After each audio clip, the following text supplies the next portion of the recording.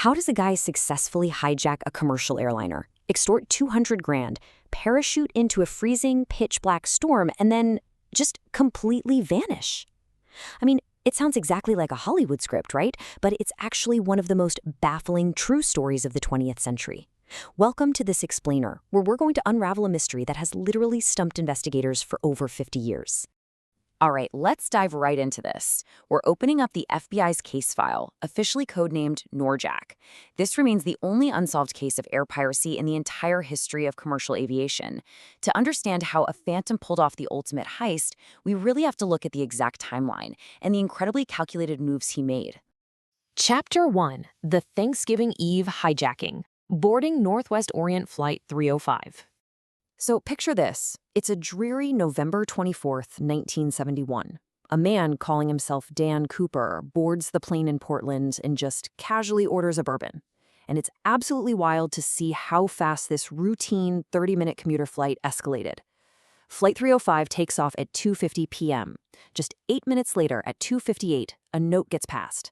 Fast forward to 5:46 p.m., and we're looking at a full-blown, high-stakes hostage negotiation on the Seattle tarmac. Then, at 8:13 p.m., well, the most infamous moment in aviation history occurs. Let's break down exactly what went down after takeoff. So flight attendant Florence Schaffner is sitting right in front of Cooper. He hands her a folded note. Now, she assumes it's just a lonely businessman slipping her his phone number, so she just drops it unopened into her purse. But then, Cooper leans in, and he calmly delivers this incredibly chilling line. "Miss, you'd better look at that note. I have a bomb." He then cracks open his black briefcase, just enough for her to see a massive battery, some wires, and 8 red cylinders. The hijacking has officially begun. Cooper's demands were incredibly specific. He wants $200,000 in $20 bills, fuel trucks standing by, and critically, 4 parachutes. That's 2 front reserve chutes and 2 main back chutes. Now, you might be wondering, why 4? Well, this was a brilliant tactical move. By demanding 4 parachutes, Cooper signaled to the FBI that he might force hostages or crew members to jump with him. This practically guaranteed the authorities wouldn't give him sabotaged or faulty gear. I mean, he was playing chess while everyone else was playing checkers. Chapter 2. Into the freezing night, the perfect getaway. The plane lands in Seattle, demands are met, and the passengers are released. But the real getaway is just starting. Cooper commands the remaining crew to take off again, giving them a highly unusual flight configuration. He dictates a southeast heading toward Mexico, a low altitude of 10,000 feet, landing gear down, wing flaps at 15 degrees, which lets them fly as slowly as possible without stalling, and an unpressurized cabin. This setup proves Cooper had deep, expert-level knowledge of the Boeing 727. He knew exactly what this aircraft could do, and he knew exactly how to set up his jump. Once they're airborne, Cooper orders the last remaining flight attendant in the back, Tina Mucklow, to go to the cockpit and lock the door. So now he is completely alone in the rear cabin. Around 8 p.m., a warning light flashes up in the cockpit, showing the aft air stair has been lowered. Then, at exactly 8:13 p.m., the pilots feel the massive aircraft suddenly lurch. The tail section pitches upward, and they have to frantically adjust the trim to level out. Somewhere out there, over the pitch-black, rugged Washington wilderness, Dan Cooper has jumped. Let's pause for a second and think about the physical reality of what he just did. When that door opened, the cabin temperature instantly plummeted to -7 degrees Fahrenheit. That is freezing. It's a dark, stormy night. He's stepping out into a 172-mile-per-hour wind blast wearing, a business suit, a trench coat, and slip-on loafers? It's a jump so deadly, so completely reckless, that most experienced paratroopers wouldn't even attempt it. Chapter 3. The Clues Left Behind. A Forensic Puzzle. After the terrified flight crew finally lands safely in Reno, law enforcement storms the empty plane, but they only find a few eerie remnants of the Phantom. They recovered his black clip-on tie and a mother-of-pearl tie clip just resting on his seat. They found 8 Raleigh cigarette butts in his ashtray, 66 latent fingerprints scattered around his seating area, and, strangely, a cannibalized reserve parachute.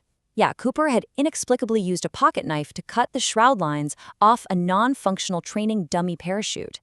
The thinking is maybe he used them to fashion a secure rig for that heavy bag of money. Now, what's really fascinating here is the modern forensic breakthrough. Decades later, a team of citizen sleuths used advanced electron microscopy on Cooper's tie. And get this, they discovered microscopic particles of unalloyed titanium, bismuth, and antimony. Back in 1971, pure titanium was incredibly rare. So this points heavily toward a suspect who worked in a highly specialized field. We're talking an aeronautical engineering facility, perhaps even Boeing itself, or maybe a specialized chemical manufacturing plant. Despite massive ground and air searches, absolutely nothing turned up for nearly a decade. Then, fast forward to February 1980. An 8-year-old boy named Brian Ingram is digging a campfire pit on a beach called Tanada Bar along the Columbia River. Suddenly, he unearths 3 bundles of rotting $20 bills. The FBI checked, and the serial numbers matched, but it was only $5,800 out of the massive $200,000 ransom. You'd think finding the money would solve things, but it actually created a massive debate. On one side, hydrologists argued the bundles simply washed down the tributaries from Cooper's drop zone, just free-floating until they hit the sandbar in 1971. But on the flip side, geological evidence completely contradicts this. Experts noted the money was found buried above a layer of clay from a dredging operation that didn't even happen until 1974. Plus, biologists found springtime diatoms on the bills, which means the money was submerged months after the November hijacking. So what does this all mean? Did Cooper survive and bury it later? Or did someone else find it and hide it? Chapter 4. The Prime Suspects. Who was Dan Cooper? Over the span of 45 years, the FBI ruled out over 1,000 suspects. Let's look at a couple of the standouts. The FBI built a psychological profile. They were looking for a man in his mid-40s, exceptionally calm, possessing deep aviation knowledge, and likely desperate for money, but crucially, not a reckless thrill seeker.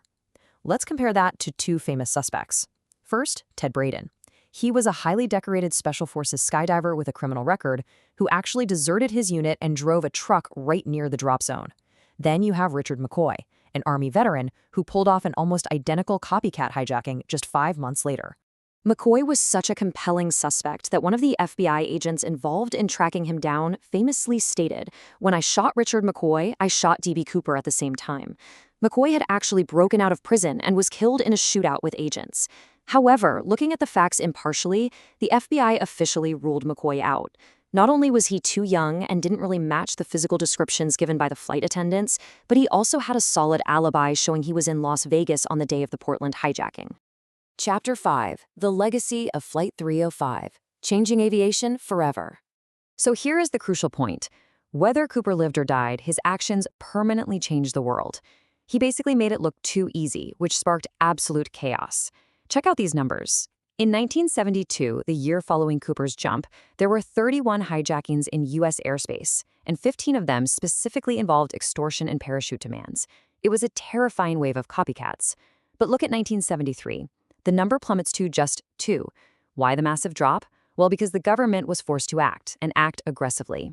First, they instituted a mechanical fix that actually bears his name to this day, the Cooper vane. This is a brilliant, totally simple piece of hardware. It's literally a spring-loaded aerodynamic paddle added to the exterior of all Boeing 727s. When the plane's on the ground, the stairs can lower just fine. But up in the air, the airflow pushes the paddle flat, physically preventing the aft stairs from opening mid-flight. Nobody was ever going to pull off a Cooper-style jump from a commercial airliner again. But the real legacy is what you and I experience every single time we travel today. To stop that 1972 wave of copycats, the FAA mandated immediate security upgrades. In 1973, universal luggage searches became the law. Airports installed those ubiquitous metal detectors we all know. Airlines were forced to put mandatory peepholes in cockpit doors to observe the cabin. So, the next time you're standing there taking your shoes off in a TSA line, remember, you are feeling the direct, modern ripple effect of the man in seat 18E. The FBI officially suspended the active investigation back in 2016, and to this day, the vast majority of that $200,000 has never been found in circulation. So what do you think? Did Dan Cooper actually survive that freezing jump into the pitch-black wilderness to pull off the perfect crime? Or did the greatest heist in aviation history end violently at the bottom of a river? It's a real-life puzzle that's going to keep us guessing for decades to come. Thanks for joining me on this explainer, and keep asking questions.